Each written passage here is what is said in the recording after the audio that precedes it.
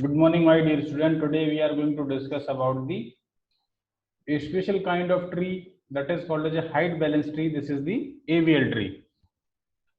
तो AVL tree में हम देखते हैं कि क्या क्या कंडीशंस हैं, हम इसमें क्या क्या रूल्स रेगुलेशंस को फॉलो करते हैं, इसका पर्पस क्या है, कैसे हम उसको इम्प्लीमेंट करते हैं, कौन कौन से इसका एसोसिएटेड ऑपरेशंस हैं, कैसे हम किसी भी बाइनरी सर्च ट्री को हाइट बैलेंस ट्री बनाते हैं, पर्पस क्या है और ये होता कैसे है। इसमें कुछ रोटेशंस टाइप का एक कॉन्सेप्ट हम इम्प्लीमेंट करते हैं to maintain the height of the tree, जिसको हम इसी वजह से हम उसको बोलते हैं हाइट बैलेंस ट्री, क्योंकि इसमें जो हाइट होती है वो हमारी बैलेंस्ड रहती है। मतलब इसको हम इस तरीके से समझ सकते हैं कि हम एक इसमें अगर मान लीजिए किसी भी वैल्यू को या नोड को मुझे सर्च करना है तो एफिशिएंट वे में आप उसको सर्च कर सकते हो। तो सबसे पहले हम बात करते हैं एवीएल ट्री से रिलेटेड कंडीशन की।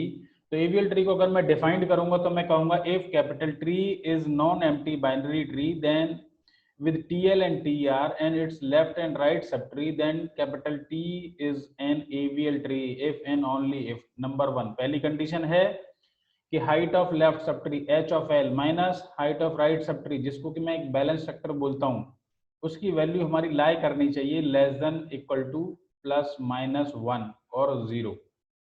दैट मीन्स हमारे इस बैलेंस फैक्टर की वैल्यू, बैलेंस फैक्टर क्या है, height of left subtree minus height of right subtree.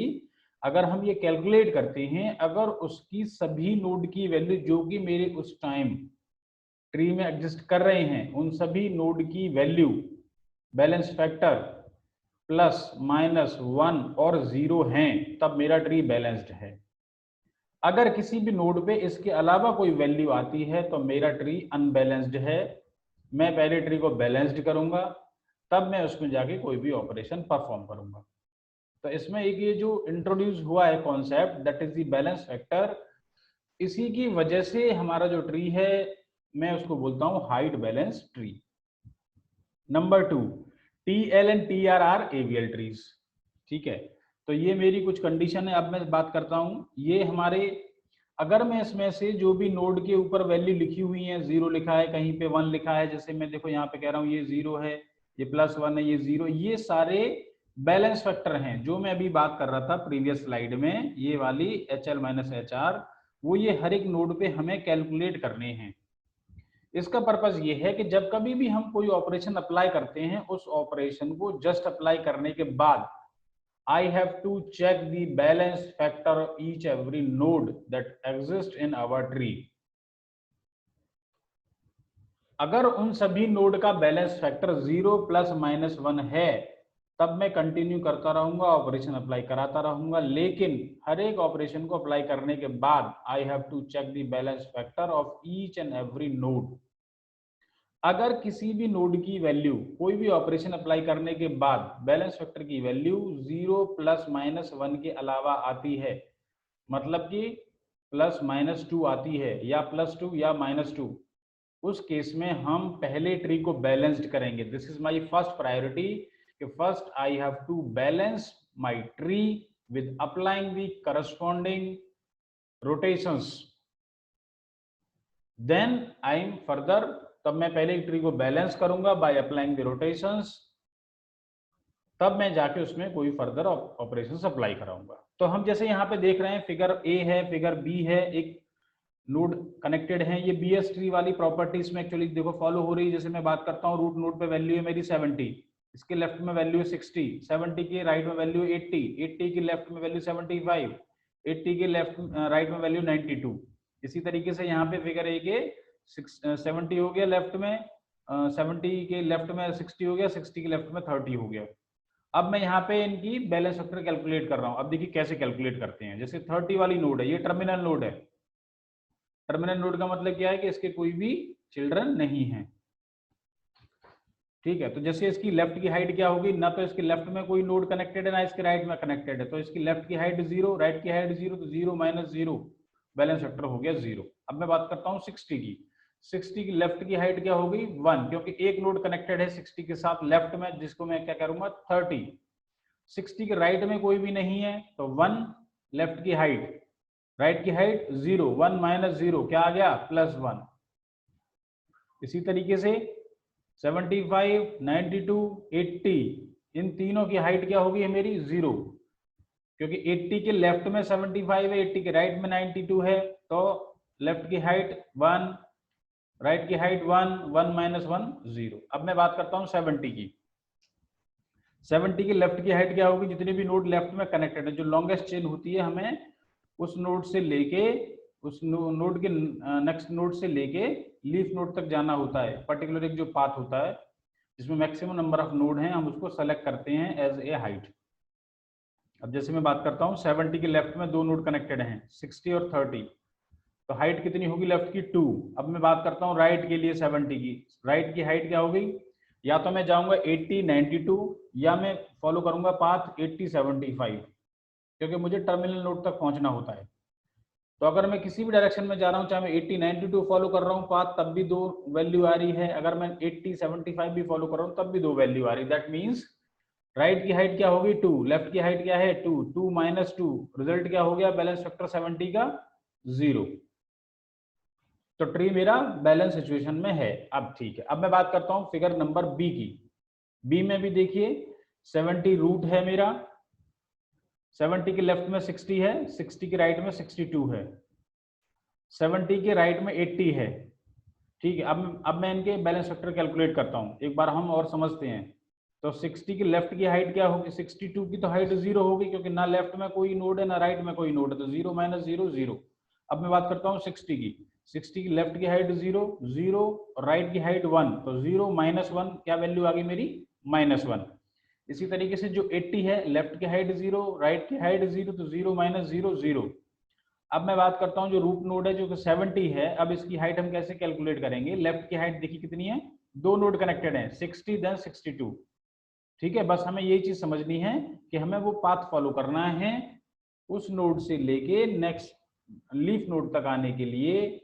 जितने भी नोड्स हमें हैं, जैसे कि मैं 70 से लीफ नोड तक कैसे आ पाऊंगा, टर्मिनल नोड तक, तो मैं पाथ फॉलो करूंगा। 70 के बाद क्या आ रहा है 60, पहला नोड, 60 के बाद क्या आ रहा है 62, दो नोड, तो हाइट क्या होगी लेफ्ट की 2।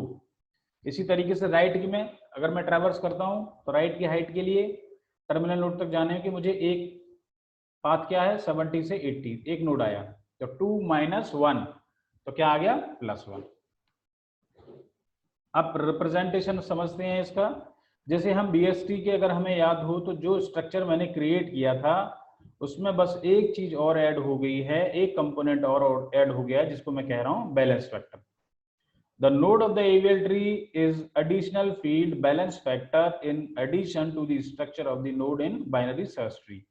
एग्जैक्ट वैसा ही स्ट्रक्चर है जैसा बाइनरी सर्च ट्री का था, बस एक चीज और एडिशनली ऐड हो गई है, एक कंपोनेंट और ऐड हो गया है, जो कि मुझे हर नोड का कैलकुलेट करना है, जिसे कि मैं बोलता हूं बैलेंस फैक्टर, जो कि है लेफ्ट की height minus right sub tree की हाइट, लेफ्ट सब ट्री की height minus right sub tree की हाइट को जो मैं कैलकुलेट करता हूं उसी को मैं बैलेंस फैक्टर बोलता हूं। तो मैंने ये स्ट्रक्चर क्रिएट कर लिया, typedef struct node type, struct node type asterisk left के लिए, इंट इन्फो वैल्यू हो गई, इंट bf, तो ये मेरा बैलेंस फैक्टर आ गया। Then struct node type asterisk right and AVL node, और AVL नोड का स्टार रूट एक मैंने पॉइंटर वेरिएबल इसका क्रिएट कर दिया, तो ये इसका स्ट्रक्चर हो गया। अब मैं बात करता हूं the value of the field balance factor will be chosen as, balance factor क्या होगा -1 का क्या होगा, अगर देखो हम -1 होगा जब जो हाइट है लेफ्ट सब ट्री की वो कम है height of the right sub tree.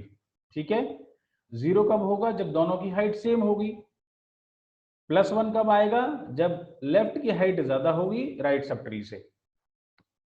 ठीक है, अब ऑपरेशन की हम बात करते हैं। तो inserting A node, the new node is inserted using the usually binary search insert procedure, that is comparing the key of the new node with that in the root and inserting new node into left or right subtree as appropriate। जो concept exactly हम binary search tree के लिए follow कर रहे थे, same concept we have to follow for the insertion in the AVL tree। After insertion of new node, two things can be changed. Insertion ऐसा ही होता है, लेकिन इंसर्शन के बाद कुछ चीजें जस्ट चेंज हो गई हैं। वो क्या है, पहला एक तो बैलेंस फैक्टर और एक हाइट।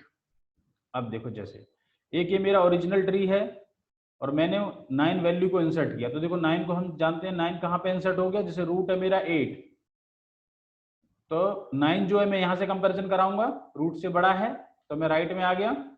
यहाँ पे वैल्यू है मेरी राइट में 10 से अब मैं फिर अगेन कंपैरिजन कराऊंगा, जिस वैल्यू को मुझे इंसर्ट करना है उसकी वैल्यू 9, तो 9 10 से क्या है, छोटा है, तो 10 के लेफ्ट में, क्योंकि यहाँ पे कोई नोड नहीं है तो मैंने ये अप्रोप्रिएट पोजीशन है इंसर्ट करने के लिए, तो 9 यहाँ पे देखिए यहाँ पे इंसर्ट हो गया। ठीक है, neither the balance factor not the height of the AVL tree is affected. इसको अप्लाई करने से, इंसर्ट करने से again I have to check the balance factor. तो 9 का 0, 15 का 0, 10 का 0, 7 का 0, 5 का -1, 8 का 0, तो कोई चेंज नहीं आया। दैट मीन्स हमारा जो ट्री है वो बैलेंस सिचुएशन में है, तो कोई प्रॉब्लम नहीं है। अब क्या है, एक ही ओरिजिनल ट्री है मेरा। अब मैंने क्या किया, इंसर्ट किया 15 को, तो 15 को हम सभी जानते हैं कैसे इंसर्ट होगा, इस तरीके से इंसर्ट हो जाएगा, ये अप्रोप्रिएट पोजीशन है। तब भी देखो सारे नोड की वैल्यू क्या है, बैलेंस फैक्टर कितना है, 0 और +-1 ही है, तो ट्री मेरा क्या है, बैलेंस है।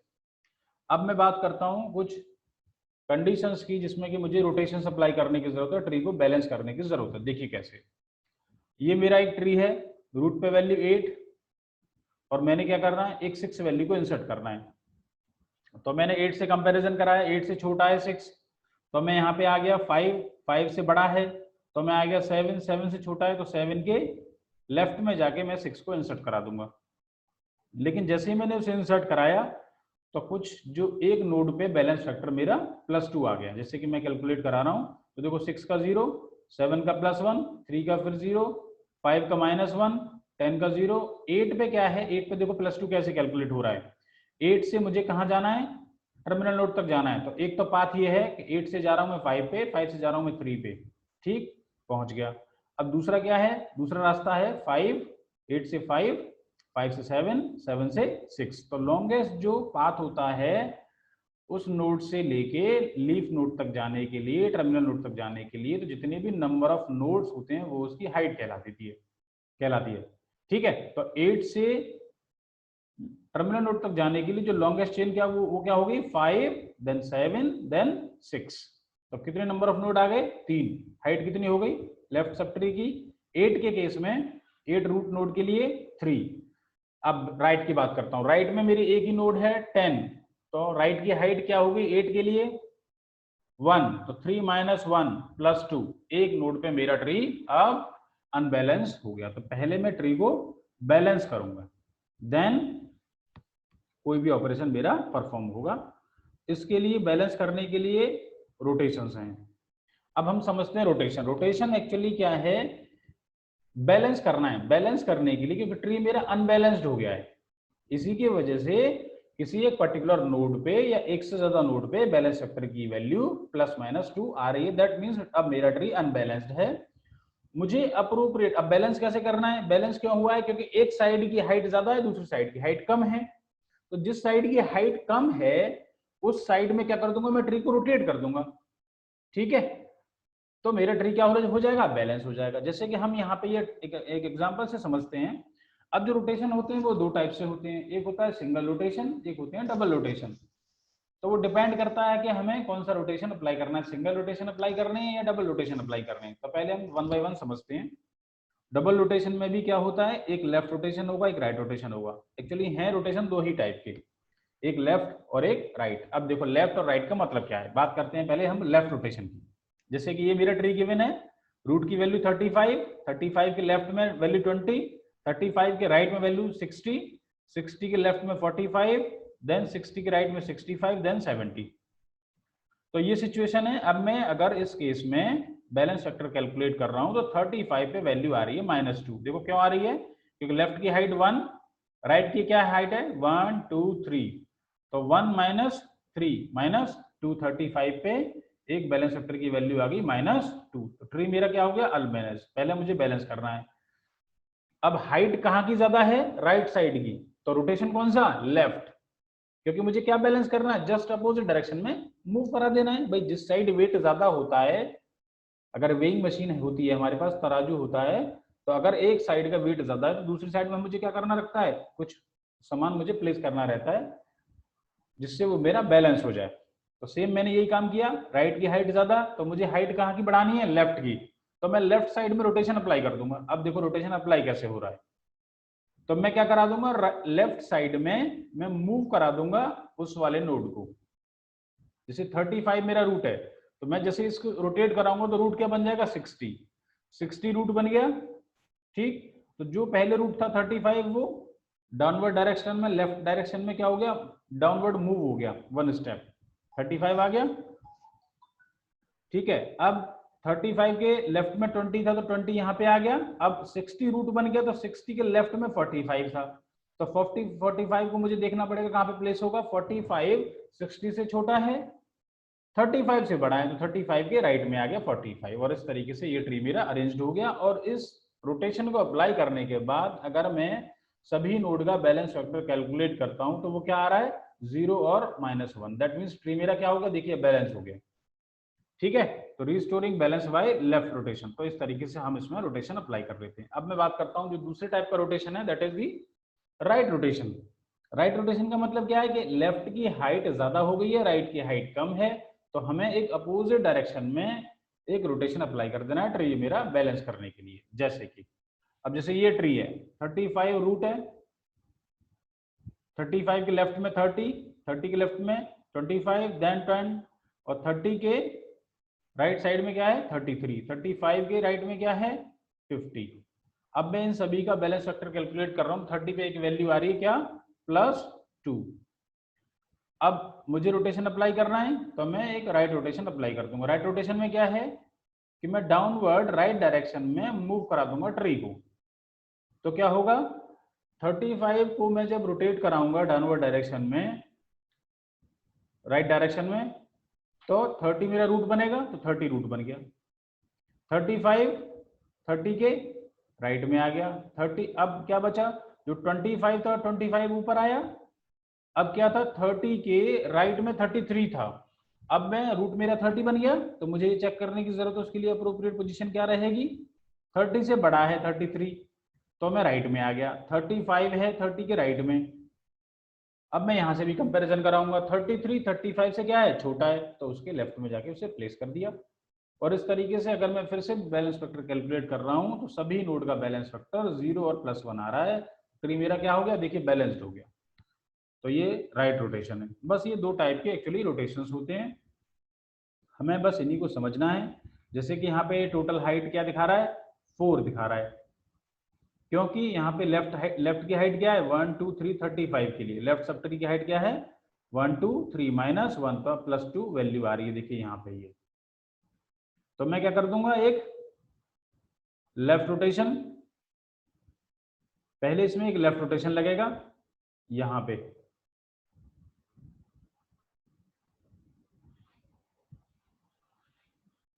इंटरमीडिएट जहां से डायरेक्शन चेंज हो रही है। तो जैसे लेफ्ट रोटेशन लगा तो क्या हुआ, 23 मेरा रूट बना, 20 खिसक के नीचे आ गया यहाँ पे।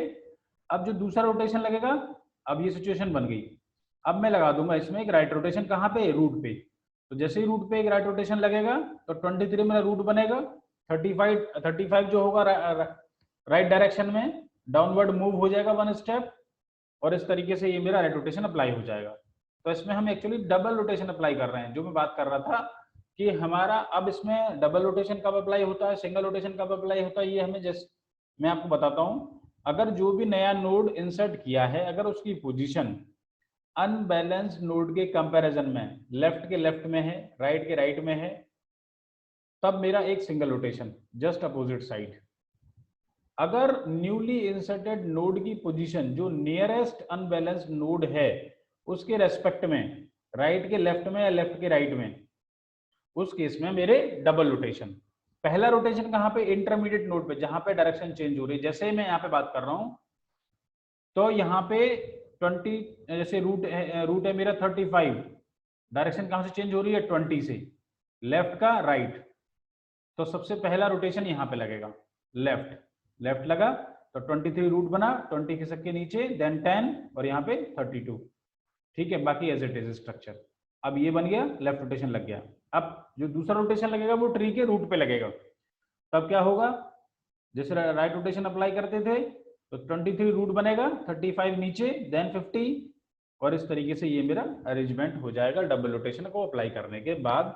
और अगर मैं कैलकुलेट कर रहा हूं सभी नोड का बैलेंस फैक्टर, तो देखिए 0 और +1 आ रहा है, दैट मीन्स ट्री मेरा क्या हो गया, बैलेंस्ड हो गया। अब इसका पर्पस क्या है, देख रहे हैं हम यहाँ पे कि अगर मुझे यहाँ पे 32 को सर्च करना रहता तो मेरे लिए थोड़ा सा टाइम ज़्यादा लगता है, लेकिन अगर मैं यहाँ पे इसको कर रहा हूँ तो मेरा ये जल्दी एक्सेस हो रहा है, दैट मीन्स मेरी जो सर्चिंग है वो एफिशिएंट हो गई, उसमें टाइम मेरा सेव हो रहा है। We can guarantee O log base to n performance for each search tree operation by ensuring that the search tree height is always O of log base to n. Tree with a worst case height of O log base to n are called balanced trees. One of the popular balanced tree is AVL tree, which was introduced by Adelson, Walensky and Landis. इन्हीं के नाम की वजह से हम उसको AVL tree बोलते हैं, और ये एक टाइप का हाइट बैलेंस ट्री है जिसमें हम अपने ट्री की हाइट को बैलेंस करते हैं ताकि उसमें किसी भी एलिमेंट को सर्च करना हमारे लिए एफिशिएंट हो जाता है। तो ये हमारा AVL ट्री का कॉन्सेप्ट है। Okay, thank you.